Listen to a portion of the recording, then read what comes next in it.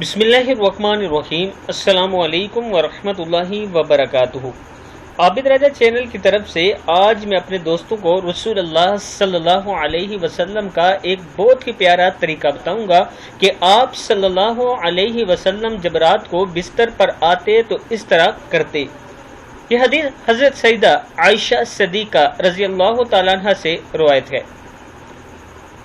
حدیث سننے سے پہلے میں اپنے دوستوں سے ریکویسٹ کروں گا کہ اس حدیث کو آپ نے آگے ضرور شیئر کرنا ہے، چاہے ویڈیو شیئر کریں یا زبانی یاد کر اپنے دوستوں اور اپنی فیملی کو سنائیں، تاکہ اس کا آپ کو اجر اور ثواب بھی مل سکے اور سنت پر عمل بھی ہو سکے۔ تو شروع کرتے ہیں۔ بسم اللہ الرحمن الرحیم۔ جب رات کو اپنے بستر پر آرام فرماتے ہو تو اپنی ہتھیلیوں کو اکٹھا کرتے۔ جب رات کو اپنے بستر پر آرام فرماتے تو اپنی ہتھیلیوں کو اکٹھا کرتے، ان میں پھونکتے اور ان میں یہ صورتیں پڑھتے: قل هو اللہ احد، قل اعوذ برب الفلق اور قل اعوذ برب الناس۔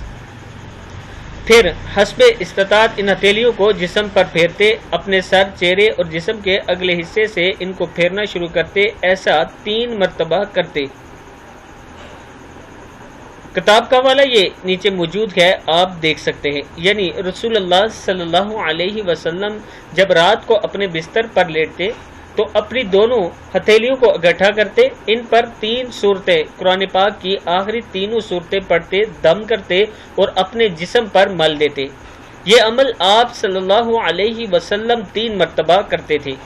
اس میں بہت زیادہ آپ کی زندگی میں فرق پڑے گا اگر آپ یہ کریں گے، کیونکہ یہ میرے پیارے نبی اکرم صلی اللہ علیہ وسلم کی سنت ہے۔ آپ نے یہ عمل ضرور کرنا ہے آج کے بعد۔ اس ویڈیو کو بھی آپ دوستوں نے آگے ضرور شیئر کرنا ہے۔ السلام علیکم ورحمۃ اللہ وبرکاتہ۔